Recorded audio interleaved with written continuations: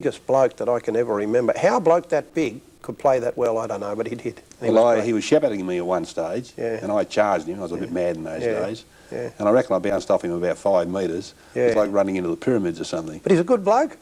When I was changing in the back pocket, when he kept saying, "You're doing right, get off," you know, because he wasn't running.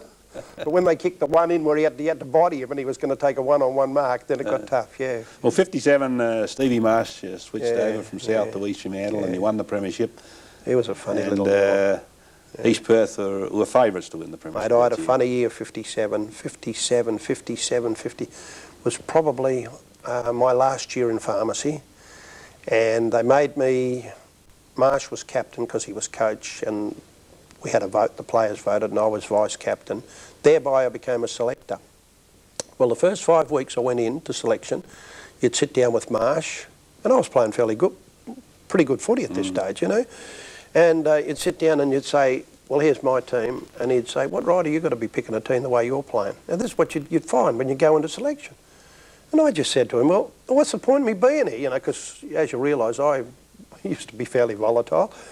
And after 5 weeks, I just said to him, "I'm not going to be in this." So I pulled out as vice captain. I stopped playing actually for 5 or 6 weeks that year. In the middle of the year, I was finding final year studies nice and tough. And I actually stopped playing with East and had decided that I was giving footy away in that year. I was not going to play again. I'd had enough, and got talked back by Con Regan and a couple of other blokes. Frank Coulson was significant in that. He was a mate of mine, and I came back, and yeah, we had a good final series. Yeah. How was your best game of football at that stage? Would you say you opposed Polly and? Yeah, I'd say the first semi. You were written up. Yeah, I had a good game. I reckon I get very angry that a Simpson medal didn't come home that day. Yeah, I had a really good day that day. I thought that probably the first semi-final was my best game against Perth. Yeah, and against West Perth also. No, against West Perth it was. Frank actually coached West Perth, Frank Sparrow. And Foley was very good at that stage. And I thought the first semi-final, I thought I had a good final series, yeah. Well, you beat West Perth by just 3 goals. There was nothing much in it, was there? The winner of that game I always thought was going to win the grand final. And you only won the prelim final against Perth by 2 goals. You know what happened there, don't you? We were 9 goals 4 behind at 3/4 time. We had a dog of a day. Jack Clark and I couldn't get a kick, and we were having a dog of a day. Steve Marsh is coaching. 3/4 time, you know, the first aid box in those days used to be a little white box with a bit of mercurochrome in it. Yep. Well, Steve Marsh has come over, he's pulled the box over 3/4 time, and he sat on the box and he said, "Well, you bloody got yourselves into it, get yourselves out of it." So Big Nugget Nugent came on and he rucked. I went to centre half forward, Jack went back to the back pocket. Who made the moves? We all made our own moves. Yeah, we all made our own moves. You used to do that a bit at East now. Yeah, we did. We all made our own moves. And they kicked a goal in the last quarter. John Lane kicked a goal. I remember the goal they kicked. So that meant that we had to make up 10-4 in the last quarter. And Oscar Howard kicked a torpedo from, I reckon, about 70 out at right half forward. No grandstands in those days. Southwest are blowing, and put us in front. And then some gig in the grandstand made a siren sound with still a minute to play. And we all thought the game was over, so we all started to walk. Everyone started to walk off the ground. People came on the ground, and they had to restart the game again, and we had to play another final minute. It was a funny game of footy. In the grand final a week later, we were 19 points down at half-time. Yeah. We'd lost Sorrell before the finals. He fell off a motorbike. He never played in the finals. Lost Preen at half-time and Jack Clark at half-time, and came from 19 points down to win the game. I don't know what Marshy had. He used to, like one game we lost by a heck of a lot of goals, and that was the last game we lost with 8 or 9 games to play. But he just said, "All right, all down training Sunday morning, be there ready, 7 o'clock. I'm sick of you blokes." Pretty hard for a Catholic because I want to go to church, and I did the night before. But he said, "You'll all be there." So when we got down there's a truck, there's 3 kegs on the back, a barbecue, a lot of sausages and a lot of steak, and we lost ourselves in some sand hills out the back of Safety Bay, and it was a funny day. We fought, we wrestled, we argued, we bit, but from then on, we just chewed together and we were really good. That was what Marsh was Lots of ways of winning a footy game. That was what Marsh was good at. Yeah. Getting the aggro out of you, you know, and focusing you. He was good at that. Well, he was your coach again in 1958. You started hot favourites, didn't you, in the grand final that year? Should have won. We beat East Perth by 10 goals, yeah. 2 points. Yeah. We lost by 2 points twice. Still the lowest losing margin in the history of a West Australian grand final. Yeah. And I blame myself a bit there because 58 I had appendicitis. I got it in the middle of the year. And they wanted to take my appendix out. I'd just gone into business, my first pharmacy in Berwick Street in Vic Park, and they kept me going with an antibiotic called chloromycetin, and subsequent to that it caused a lot of problems, and I just vomited and kept vomiting, and the night before the grand final I really was too crook to play, but being a grand final I did, and I was really ordinary. Well, that year, Square Kilmurray won the Sandover, just beating Tonga, Preen. Yeah, Squarey was a good player. Yeah. Yeah, he was a good player, and he was a brilliant player. Preen, we had a bad day. We should have won by it. We kicked plenty of points, didn't we? From my memory, said we should have kicked goals, and we kicked plenty of points. Yep. You had everything right to lose the game. Sometimes God writes them, sometimes the good Lord manipulates those sort of things, and after the game, there's nothing you can do about it, is there? Yeah. Well, 58 was the centenary of VFL football in Melbourne. Yeah, it was. Yeah, we were over there, Keith. You'd remember it well, wouldn't you? Well, I remember I was injured. I remember that's the year that Tom Everett and I were ruled out with the injury. And he wasn't ruled out, actually. He had a bad ankle. Yeah. And when they went to test his ankle on the rubbing down table, instead of putting his left ankle up, he put his right ankle up, which was nothing wrong with it. And they twisted that around. He said, that doesn't hurt at all. And over he went. But he couldn't play a game. So...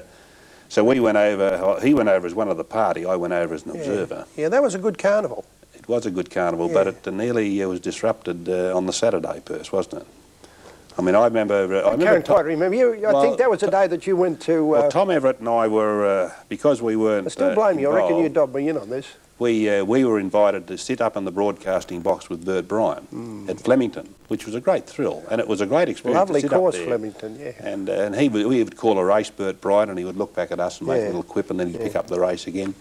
But we looked down into the grandstand below us, below the broadcasting box, and this was on the Saturday when the big parade was going to take place on the Melbourne Cricket Ground. Yeah. And at the time the big parade was going to take place, we saw people like Todd and Johnson and Rogers and Sorrell. Only all those East Fremantle. At Flemington. Jerovich. Tell us about it. Well, we didn't really realise that the parade was going to be on. We had to play that night, Keith. Like, we'd played South Australia and beaten them quite comfortably out at the Lakes, and then we had to play Tasmania that night, right? Now, we didn't realise that the big parade was on that Saturday afternoon. Who was there? Who was the Prime Minister at that stage? He actually went out and interviewed the players. So somebody came and offered us tickets to go to Flemington. Strange how all these East Fremantle and South Fremantle blokes were the only ones that went. All we did, Keith, in honesty, we just sat in the grandstand. We didn't walk around, we didn't knock ourselves out. But apparently the West Australian side wandered out on the ground with only about 14 blokes, which looked a bit strange. They had gaps in their ranks. And I got blamed, didn't I? I mean, well, people Pat Rodriguez was the president of the West Australian Football League, and he made a very emotional address, and at one stage, Perce, the whole lot of you were on the plane going home. Yeah, we were. We were coming home. And that night we played Tasmania. And you showed your oratory skills, I thought. Yeah, but remember that night the fog came in, and you couldn't see the footy. I'm playing at centre forward and the ball hit me in the head. I didn't know it was coming. And we actually lost the game. That was at South Melbourne. Yeah, South Melbourne, out those lakes. Yeah. And you couldn't see the damn footy. You could not see the footy, and Sorrell got hurt. Well, I joke not. You could not see from one end of the ground to the other. You couldn't. I'm telling you, centre forward, I couldn't see the footy coming at me. And of course, we got beaten. And on the way home on the bus, I'm sitting right behind Pat Rodriguez, and he is saying very loudly, "These dogs, look what they've done to us. They let us down," and we did. We made a blue. You know, and that's why I don't judge people who make blues these days. You know, you can always get judgmental on people. But we went to the races. We should have been at the footy. We had a big meeting, and everyone blamed me. They reckon I organised the tickets. Now, I'm not sure from that day to this whether it was me or somebody else. Was that your greatest speech of all time, Perce, would you say? I took the blame, and... you turned it around? Turned it around, and we all stayed, and we ended up playing off with Victoria on the Saturday for the opportunity to win the championship, and we come from 6-8 to 1-2 behind at quarter time, and damn near got up. It was a terrific game of footy. That Mickey Ayler kicked, socketed a ball out the middle of the ground. We got up to 4 points out, you know, in the last quarter, and he socketed a ball out the middle of the ground and lobbed on the bloke's chest and halfway flank. They kicked a goalless. and beat us by not a lot, but 3 goals. Yeah, it was a good game of footy. But the most unusual part of that game was that 30,000 Victorians turned up to watch it. Yeah, but it was a tough game, wasn't it? A great game of 6-8 to 1-2 the score was at quarter time. Yeah, great game of footy. And I had actually after that game, after going to the races, I got a little bit banished. And I started the first game playing centre half forward, and then I went to a back pocket changing with Jack Clark. And like I said, with Jack and Polly like they were, you didn't get on the ball much. But in that game, that last game against Victoria at quarter time, I went to centre half forward again and really enjoyed it. I played on the fella Roberts that ended up winning the Brownlow that year. Neil Roberts. Yeah, I played on him in the latter part of the game, and that was a good game. You had a wonderful game, didn't you? Who? You did. I enjoyed the game. Yeah, but you had a good game. Yeah, I did have a good game. I reckon, yeah. I remember Polly saying you can blame a bloke forever. You know, to the coach and staff at quarter time, he said, you can blame a bloke forever and banish a bloke forever. He said, but we played better with him back at centre half forward, and I went back there and it was good. I can almost remember your speech word by word, you know. I did not cop a bag, and you're still bagging me over it. But you apologised profusely. I was wrong. You said we deserved to be sent home, but we've come here to represent Western Australia, and by Jove, if we get the opportunity, will we represent Western Australia? Yeah.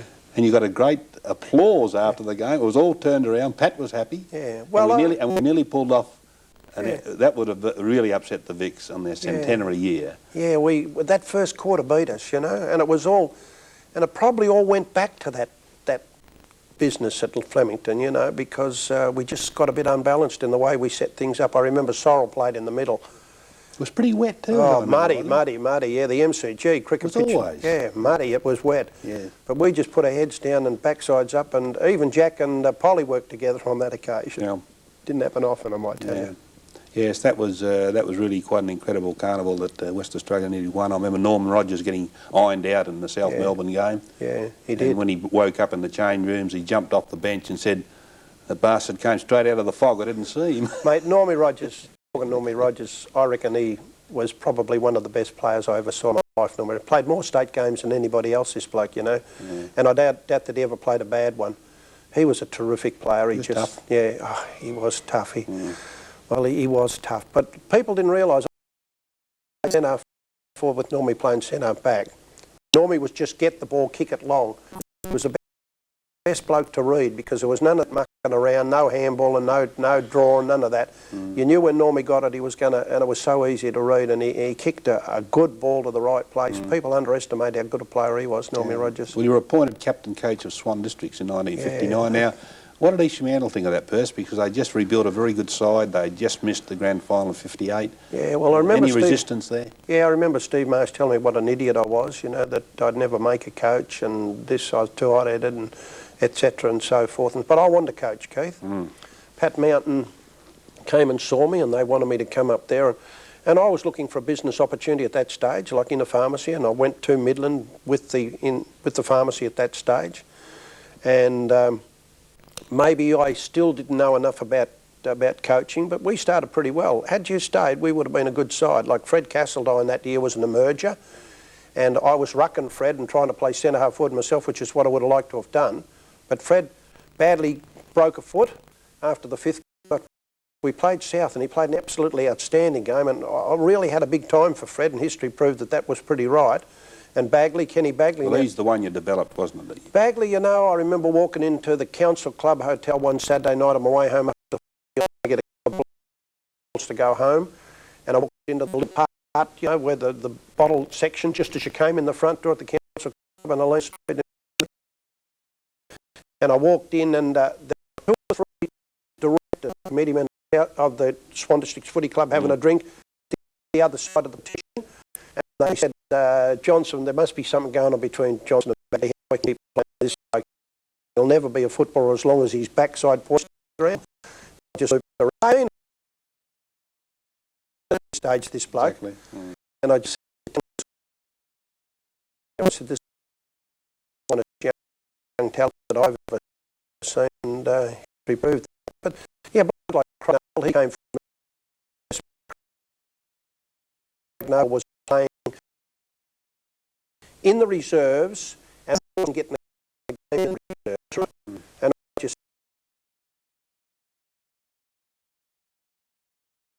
stand up to the reserves. He comes off your list, comes on my list. I reckon this bloke and going at it. So we pulled the blokes in that developed through that era, and I reckon that was, you know,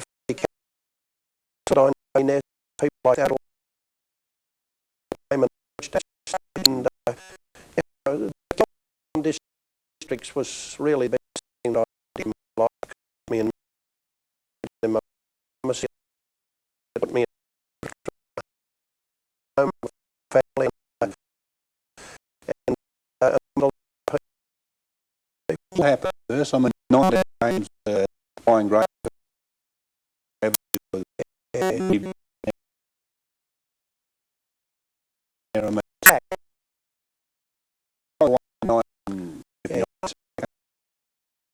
What happened was there was one of the side bottoms had been badly hurt in a car accident, and it was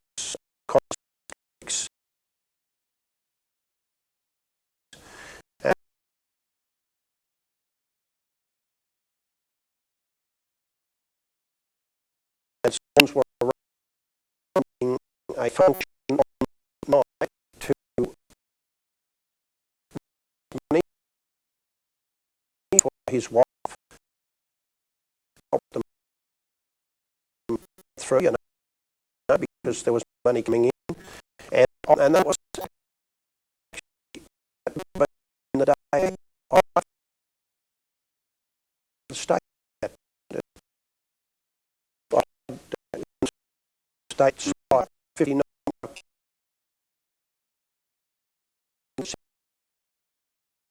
they died because we just opened the pharmacy away from the state in the early because we couldn't afford a chemist to come and shop, and they came later. They later state came here in South Australia, and we did them on Saturday. And on the night of this when I function this bottom, he had died that day. He had died that day. And Swans was saying that they were going to take half the money for themselves and give half to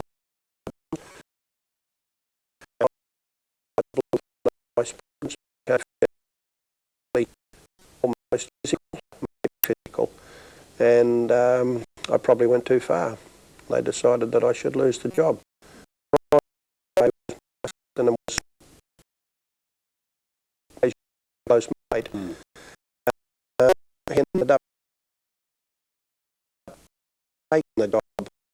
But I kept playing.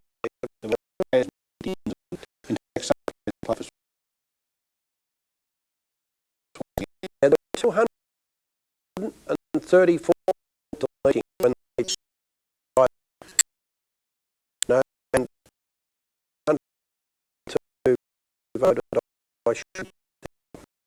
Yeah, the committee wouldn't, and whether they were right or wrong, I don't know. I with Swans for the rest of the year, even though I lost the. It's wide open because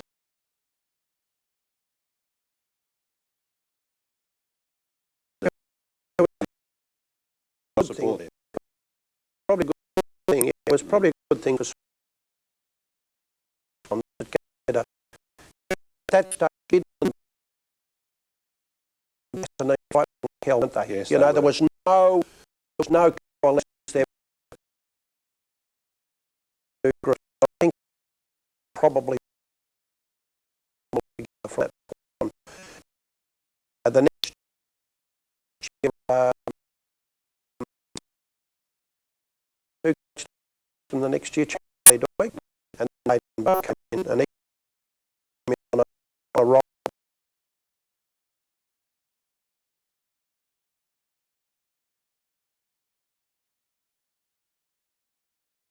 A real good group. Yeah. Yeah. Well, that was the year that West Australia also played on the MCG and lost by about 30 goals. And we didn't go. Jack Clark and I didn't go. Jack had farming problems. The rains were late, and he couldn't go. And I just opened the pharmacy. We were both picked in the side, and then wouldn't go. And we played. And yeah. And Johnny Watts played on whoever he played on. The bloke kicked 10 goals. And Watts at one stage, after they'd kicked another goal, walked around and grabbed the flags off the goal umpire and waved the flags. He was playing fullback. Yeah. A lot of people say, what about 1959 to me? And I say, well, I was in England. Yeah, no, well, we played Hawthorn here, and that became that well, side. You were captain of that side, Yeah, Curtis. yeah. Ern Henry was coach, and I captained that side. And you got a lot of accolades. That was... Yeah, well, I played... John Kennedy was captain of the side, and you know what a legend he became, yes. and that was the nucleus of the side that in '61 won Hawthorn's first ever premiership. But we picked a side with all young blokes, the Dennis Marshalls of the world, the young people of the future, and I captained that side, and we beat Hawthorn on the Saturday, and then beat them again on the Tuesday. We played them twice in that period, and terrific number of good young players emerged through from that group. Yeah. Perce, that was quite a common occurrence in those days for sides like Hawthorn and Collingwood and Melbourne and St Kilda coming over here and playing WA second state sides. Yeah, and it was really good because it gave so many of those young blokes an opportunity to get... And those Hawthorn blokes were nice and hard. I mean, it was a real good blooding for those young people. Dennis Marshall probably would tell you from that day to this, it was probably an eye-opener for him, you know. And it was really good. I really enjoyed that experience of captaining WA at that point, yeah. Yes. And they were two. And I developed a very good relationship with John Kennedy. We had quite a few social functions, as you used to in those days with the opposition state sides and so forth. And I developed a good communication with this bloke. And from there on in, I became a Hawthorn follower. And probably inside still, I maybe still am, yeah. Yeah.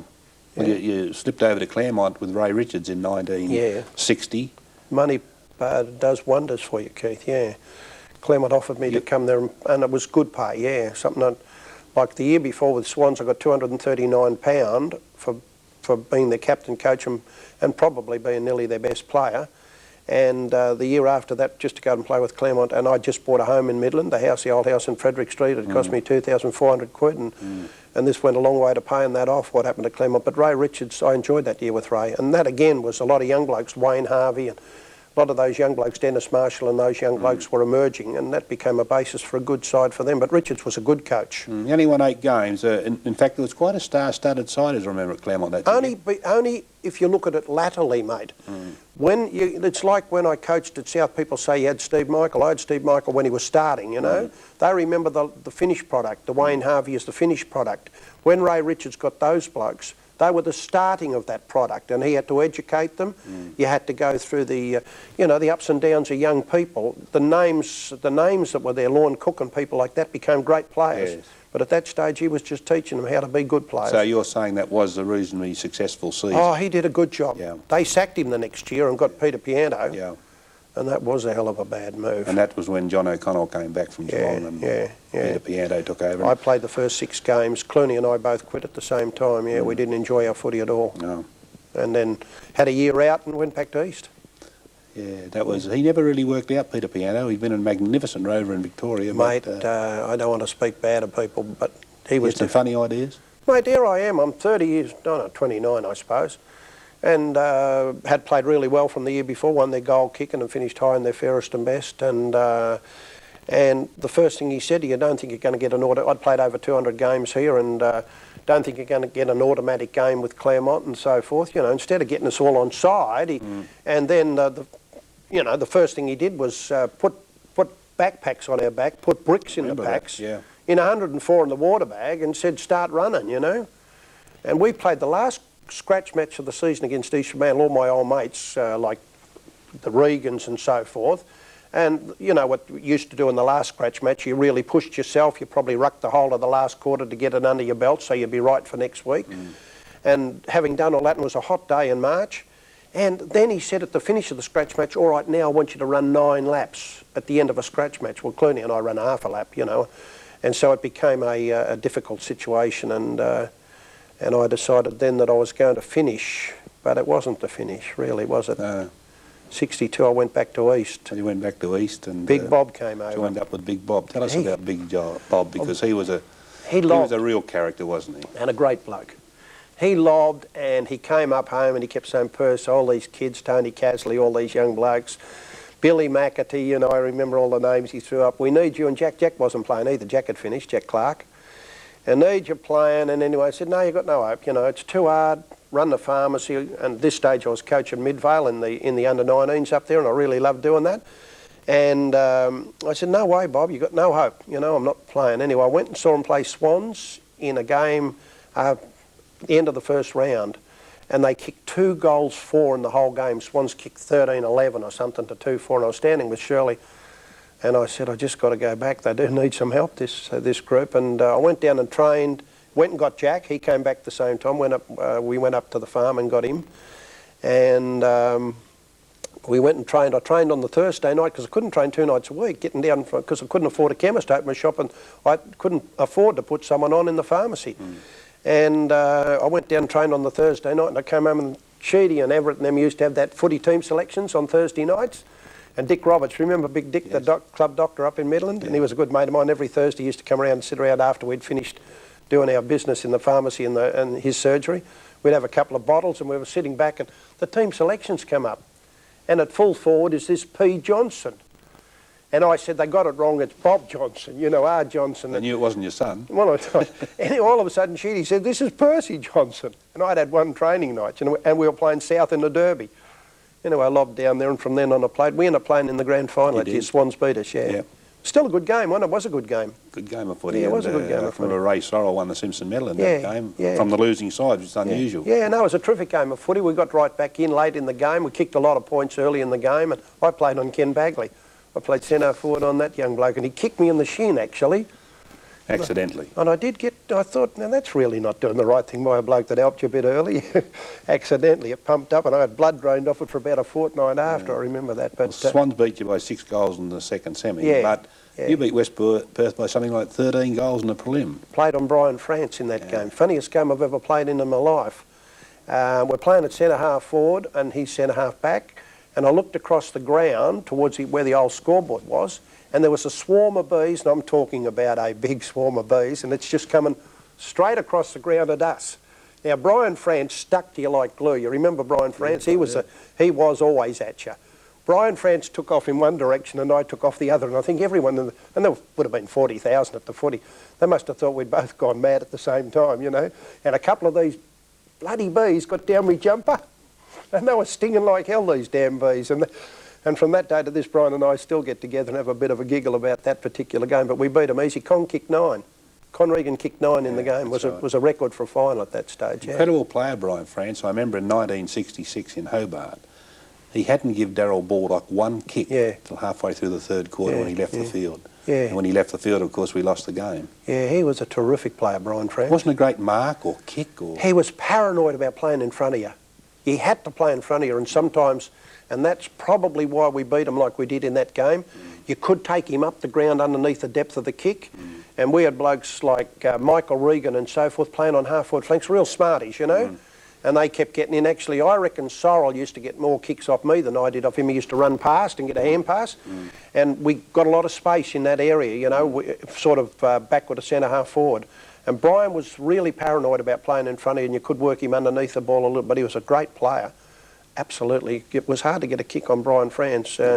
Bagley wasn't any easier, I might tell you. Well, you've had a great career, and was it easy to give up playing, Perce? I mean, you're up in Midland, I suppose that was one of the main concerns that you've... I was going back to play in '63. I did a big pre-season. Brian Gray and I ran around Midland Oval that many times and sprinting up and so forth. And I was going to play because I wanted to play 200 with East. I only played 190 with them. And but I'd always said that when I got to 30 to Shirley, I said, I'm not going to play after I turn 30. And I packed my bags on the first night of training, first official night back at East Fremantle, had all in the old Gladstone bag, you remember it well. Put it in the car, and I got halfway to East Fremantle. Pulled my car up and turned around and went home and just said to it, that's it. I said, I'd made a point. The pharmacy was worrying me, you know, because, you know, 9 to 9:30 at night. And by this stage, 62, we would have had 4 kids.